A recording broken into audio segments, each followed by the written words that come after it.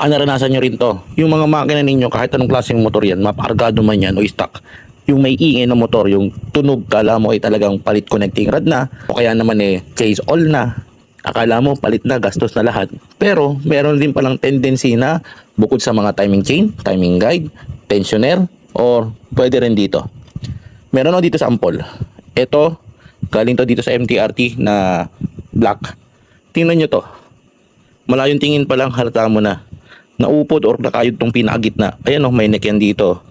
Kung kayo kakapa na ito, talaga may neck yan dito kabilaan.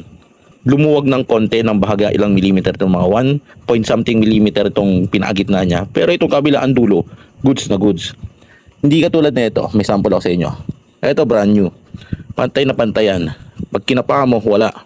Pero ito, kitang kita mo. Ngayon, kung lumipis to at nabawasan gitna niya, doon nakalagay yung pinaka-connecting rod niya, malamang-lamang uuntog yan o aalog yan. Kaya ang ingay nito, akala mo talaga parang connecting rod o kaya naman mga timing chain o kaya naman sirang rocker arm. Pero ang hindi nyo alam, isa rin pala ito sa mga nasisira din sa atin.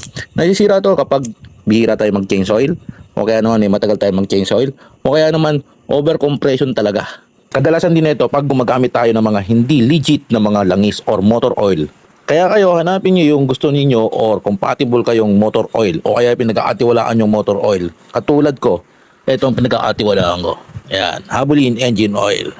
Kung matagal kayo mag-change oil at tamad na tamad talaga kayo mag-change oil o kaya naman ang mga pinapalit natin lang is yung mga mumurahin at hindi legit. Nako, ganito ang mangyayari talaga sa inyo. Mauupod tong pinakagitnang to.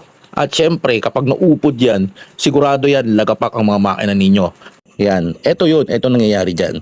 Katulad na itong case na to, ang gagawin lang natin dito, palit ng piston pin lang. O, malay nyo, ito rin naranasan ninyo. Check nyo na yung mga piston pin ninyo.